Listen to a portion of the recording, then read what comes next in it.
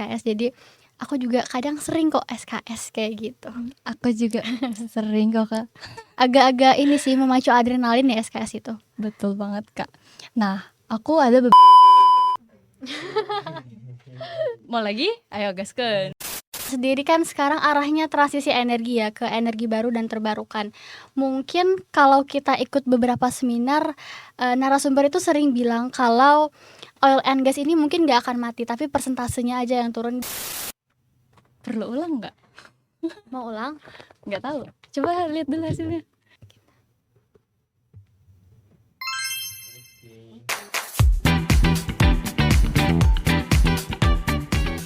Halo semuanya, selamat datang di Spurdas Pets 1.0. Kenalin, aku Puput Natalia dari Teknik Perminyakan Angkatan 24. Nah, Spurdas Pets sendiri adalah program kerja dari Departemen Medkominfo, Divisi Publikasi dan Komunikasi. Nah, pada episode perdana ini, kami mengambil tema dengan curhatan mahasiswa teknik perminyakan tentang tekanan reservoir versus tekanan tugas. Nah, tentunya pada episode perdana ini aku nggak sendirian. Aku bersama dengan Kak Afifah Amelia yang merupakan mahasiswa teknik perminyakan yang semester 5. Halo Kak Afifah, apa kabar? Kabar baik hari ini, alhamdulillah Puput.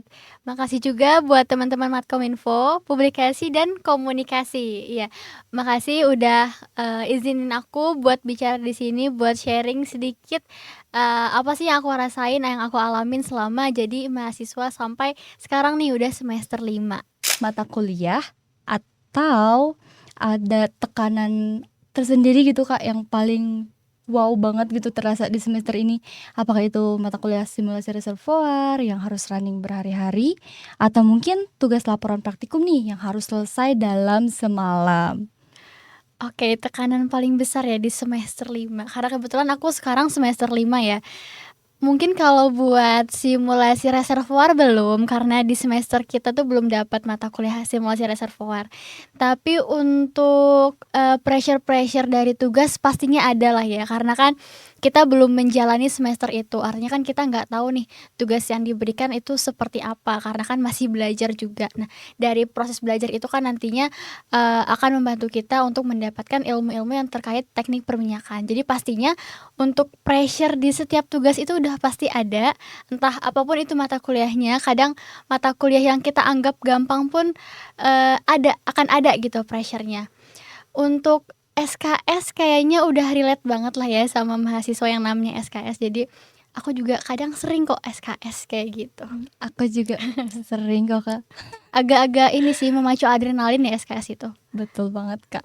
Nah, aku ada beberapa pertanyaan nih Kak. Oke, boleh. Oke, aku mau nanya nih Kak, mengingat teknik perminyakan ini adalah jurusan yang menuntut banyak praktikum dan kerja sama tim, bagaimana Kak Afifah mengelola tekanan yang muncul dari konflik jadwal dan pembagian beban kerjanya nih? Nah, apakah tekanan dari rekan tim Kakak ini terkadang terasa lebih tinggi daripada tekanan dosennya sendiri? Jujur kadang iya, kadang tekanan dari satu tim kita atau satu kelompok kita itu bisa lebih besar dari pressure yang diberikan sama dosen ya, karena kan hubungannya udah sama banyak orang nih, kan kita juga nggak tahu gimana sih kepribadian orang itu, terus bagaimana sih cara orang itu bekerja itu kan pasti beda-beda ya. Kadang kalau misalnya ada yang nggak sesuai sama kita, nggak sejalan sama kita, entah itu ketika kita mengerjakan tugas ataupun di luar tugas, nah itu pasti akan ada gesekan-gesekan, akan ada konflik-konflik itu. Nah, caranya di sini adalah gimana caranya kita bisa mengkomunikasikan entah itu tugas atau entah itu suatu permasalahan gitu kan dengan orang yang bekerja sama dengan kita dengan baik dari awal gitu. Jadi rasaku konflik atau permasalahan dengan rekan kerja atau rekan tim itu pasti ada. Tinggal bagaimana caranya kita mengkomunikasikan itu dengan efektif dari awal, kemudian gimana caranya kita bisa beradaptasi dengan kepribadian orang yang beda-beda pastinya dalam satu tim itu, kayak gitu sih. Dan paling penting juga menurutku adalah tidak menaruh ekspektasi yang lebih gitu, karena ketika kita menaruh ekspektasi yang lebih dalam suatu kerja atau dalam suatu tim itu ketika ternyata berkebalikan dengan apa yang kita mau itu agak sedikit bisa jadi masalah personal lah sama rekan kerja. Jadi lebih baik, kita bisa profesional dalam bekerja apalagi, tugas ataupun mungkin kalau tertarik perlombaan itu juga rasaku perlu ya yang namanya rasanya, profesionalitas kayak gitu. Bener banget sih, Kak, menurut aku juga profesional itu penting banget sih untuk kita ini ya. Nah, oke, Kak, pertanyaan lagi, tekanan reservoir yang tinggi bisa menghasilkan laju air yang besar nih, tapi juga resiko kegagalan equipment-nya itu dalam konteks tugas kuliah, sebutannya itu kayak satu pressure kan. Nah, Mhm. tugas yang pernah Kakak hadapin yang hasilnya sangat besar, tapi juga beresiko tinggi. Dah, itu bagaimana nih Kak Afifah dalam mengatasinya? Terkait pressure tugas ya berarti ya? Mmm, Sebelumnya mungkin aku udah sempet mention kalau setiap tugas itu pasti punya tekanannya lah. Mungkin kalau dibilang, lebih tinggi dari tekanan reservoir juga enggak, karena kan tekanan reservoir gede banget ya, kalau nggak gede kan nggak bisa ngalir lah gitu. Mungkin nggak sebesar tekanan reservoir tapi pasti ada gitu. Terutama mata kuliah yang teknik perminyakan yang wajib kita ambil sebagai mahasiswa teknik perminyakan, misal kayak petrofisika, termodinamika itu kan, eee, mata kuliah yang berat yang, mungkin persentase kelulusannya agak sedikit gitu kan ya. Untuk mata kuliah seperti itu rasaku mungkin, pressure-nya ada banget, berasa banget sebagai mahasiswa apalagi ketika kita menjelang UTS, menjelang UAS itu kan kadang tuh rasanya lebih berat gitu ya ngejalaninnya karena pembobotan di UTS dan UAS tuh besar gitu. Jadi kepleset dikit aja bisa jadi nggak lulus. Sedangkan kalau tugas mungkin dosennya itu masih bisa lah ngasih toleransi dikit-dikit gitu untuk nambahin lah nilai kita dikit di tugas. Tapi kalau UTS dan UAS itu kan hasil murni dari apa yang kita kerjakan hari itu, kayak gitu. Dan menurutku, balik lagi ke ekspektasi, kadang mungkin burnout-nya atau, pressure yang aku rasain adalah ketika aku mengekspektasikan nilai itu selalu bagus gitu. Misal, saat aku ngerjain tugas, wah aku udah effort banget nih ngerjainnya, aku pede nih nilainya bakal bagus, atau UTS aku ngerasa kayak jalannya tuh gampang banget, tapi pas keluar nilainya kok nggak sesuai ekspektasi ya. Nah itu mungkin yang bikin pressure, yang bikin kayak bertanya-tanya, yang akhirnya tuh bikin kita tuh agak sedikit burnout lah. Kenapa ya kok bisa, hasilnya tuh nggak sesuai sama ekspektasi kayak gitu, mungkin dari situ pressure-nya. Oke, walaupun masih semester 5 ternyata PR-nya udah cukup berat juga ya, Berat Kak. banget. Semester 3 juga berat dong harusnya pressure-nya ya? Iya, Kak, udah berat kok, Kak, aku. Udah mulai berasa dikit-dikit. Iya. Nah, menurut Kakak nih, dengan adanya pergerakan global menuju transisi energi, apakah Kak Afifah merasa ada tekanan tambahan sebagai mahasiswa teknik perminyakan Gen Z untuk terus Oke. mempelajari isu-isu energi terbarukan di kurikulum ini? Atau bagaimana Kak Afifah menyeimbangkan antara ilmu migas konvensional dan kebutuhan akan pengetahuan energi hijau kali ini nih, Kak? Oke, kalau kita bahas energi hijau mungkin, akan sangat relate dengan kondisi yang sekarang, yang mana kita sendiri kan sekarang arahnya transisi energi ya, ke energi baru dan terbarukan. Mungkin kalau kita ikut beberapa seminar, narasumber itu sering bilang kalau oil and gas ini mungkin nggak akan mati, tapi persentasenya aja yang turun digantikan oleh energi baru terbarukan. Artinya kan dari situ kita harus beradaptasi. Nah, masalahnya ketika kita belajar di kelas, yang kita dapatkan itu ini untuk mata kuliah wajib yang aku rasakan ya. Yang aku rasakan itu adalah, metode-metode konvensional. Sedangkan untuk energi baru terbarukan itu adalah pilihan kita, mau ngambil atau enggak. Misalnya, salah satu contohnya adalah mata kuliah, artificial intelligence. Nah, jadi ada salah satu, mata kuliah AI istilahnya di semester atas yang bisa kita ambil gitu. Itu kan, nantinya bisa diterapkan juga ke energi baru dan terbarukan.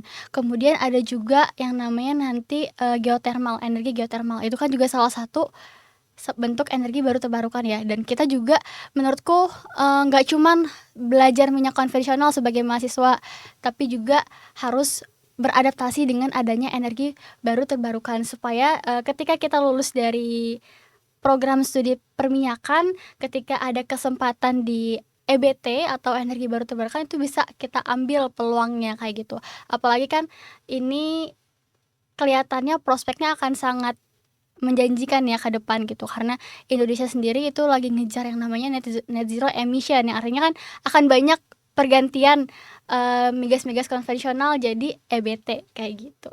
Apalagi itu menurutku, sangat bagus karena yang namanya baru terbarukan kan tujuannya adalah untuk mengurangi emisi, yang mana kita kan sebagai manusia balik lagi ya, kehidupannya kan menghirup udara gitu. Ketika kita menghirup udara yang agak kotor juga kan akan berpengaruh sama kita sebagai manusia gitu. Rasaku itu sangat relate dan sangat penting lah EBT ini, gitu. Oke, ternyata udah sangat pembahasan kita udah sangat-sangat Berat berat nih, banget ya, Kak. aduh maaf ya guys, ini agak berat pembahasannya, jawabannya agak berat, maaf. Nah, oke. Beralih dari energi hijau ini, aku ada nih satu pertanyaan yang kayak ya cukup relevan juga. Jadi menurut Kakak, industri migas yang saat ini tuh sangat diatur regulasinya dan standar keamanannya kan, Kak. Tapi di sisi lain, inovasi digital dan green tech berkembang sangat cepat. Nah, menurut Kak Afifah sendiri, bagaimana mahasiswa bisa menyeimbangkan antara tekanan akademik yang ketat dan kebutuhan untuk terus berinovasi dalam menyelesaikan tugas tanpa mengorbankan satu sama lain? Oke, bagaimana caranya akademik jalan, inovasi jalan gitu ya? Iya. Oke, kalau dari segi akademik, rasaku ini bukan pilihan ya, antara akademik sama inovasi itu bukan pilihan, tapi sesuatu yang bisa kita jalanin sekaligus. Misal, kita di kelas belajar tentang fluida pengeboran, kita belajar tentang lumpur. Nah, di fluida pengeboran itu bisa tuh kita masukin ide-ide inovasi. Misalnya sekarang yang mungkin lagi banyak pembahasannya itu adalah drilling fluid atau fluida pengeboran yang sustainable. Artinya ketika kita buang ke lingkungan itu tidak akan mencemari lingkungan, karena kan basicnya dia itu adalah bahan kimia ya, yang mana kalau misalnya dia dibuang itu agak berbahaya. Tapi sekarang tuh mungkin ada beberapa inovasi yang lebih ramah lingkungan lah ketika kita melakukan pengeboran dengan drilling fluid tadi. Jadi menurutku itu bukan pilihan antara akademik dan inovasi, tapi suatu hal yang bisa dijalanin berbarengan lah gitu. Jadi apa yang udah kita dapetin di kelas itu bisa kita cari tahu nih, kayak kurangnya di mana ya, apa yang bisa kita jadiin inovasi ya. Nah, ide-ide itu kan yang agak mahal gitu. Iya, Kak. Menurut aku juga ide tuh kayaknya sangat-sangat mahal ya, Kak, itu. Betul. Nah, last question nih, Kak. Oke. Oke, menurut Kakak, teknologi AI, sensor cerdas, dan big data itu tuh sekarang sedang merevolusi migas kan? Nah, menurut Kak Afifah, berapa besar teknologi ini bisa mengubah cara kita mengerjakan tugas dengan laporan, dan apakah hal ini membuka peluang baru bagi generasi muda untuk cepat beradaptasi dalam belajar? Oke, jujur aja aku tuh belajar sering pakai ChatGPT. Nah, karena kan, kadang tuh di kelas kita nggak punya pertanyaan, tapi tiba-tiba pas di rumah, pas mau UTS, mau UAS tuh kita review lagi, terus tiba-tiba ada pertanyaan, "Kok ini bisa gini ya? Ini dari mana ya?" Dan nggak mungkin kita nanya ke dosen ya kan, apalagi di, waktu-waktu weekend Iya. gitu kan, agak nggak enak juga kalau misalnya kita nanya gitu. Nah, aku tuh sering banget konsultasi sama ChatGPT buat ngejawab pertanyaan-pertanyaan aku yang jadi struggle ketika, belajar. Karena ya AI udah lebih pinter lah dari kita gitu kan. Nah, jadi rasaku, AI sama akademik itu bisa bisa jadi alat bantu, tapi bukan jadi, decision maker kita. Jadi kita tuh sebagai manusia tetap yang jadi pengambil keputusannya bagaimana. Misal ketika kita mau ngerjain suatu laporan, kita butuh beberapa hipotesis gitu kan, bisa tuh kita tanya ke AI, tapi gimana keputusannya itu balik lagi ke kita sebagai decision maker-nya, kayak gitu. Dan rasaku AI ini sangat membantu ketika kita entah itu mengerjakan laporan, entah itu ngerjain tugas, karena kan ya namanya balik lagi ke terbatasan manusia kan, kayak gitu. Asalkan jangan terlalu bergantung, jangan dijadikan patokan utama, tapi dijadikan referensi, dijadikan, teman ngobrol mungkin bisa ya, tapi tetap aja yang ada kendalinya itu adalah kita sebagai manusia, sebagai mahasiswa gitu. Wah, seru banget nih Kak obrolan kita hari Seru seru ini. seru. Padahal obrolan kita berat banget loh ya Kak. Jujur iya, berat banget topiknya kali ini. Tiba-tiba aku, ditanya-tanya terkait tekanan reservoir ya. Oke. Iya Kak. Nah kali ini tuh kami jadi belajar bahwa skill bukan hanya tentang perhitungan loh Kak. Nah jadi kita tuh belajar kayak tentang manajemen waktu, kesehatan mental, dan kemampuan adaptasi kita. Terima kasih banyak Kak Viva sudah Terima meluangkan kasih waktunya. juga. Nah, untuk teman-teman pendengar yang sedang mendengarkan Sepudas Pets, aku ucapkan makasih banyak dan jangan lupa untuk menonton episode berikutnya karena episode berikutnya juga nggak akan kalah seru dan keren dengan topik-topiknya. Sampai jumpa di episode berikutnya. Bye-bye! Bye-bye.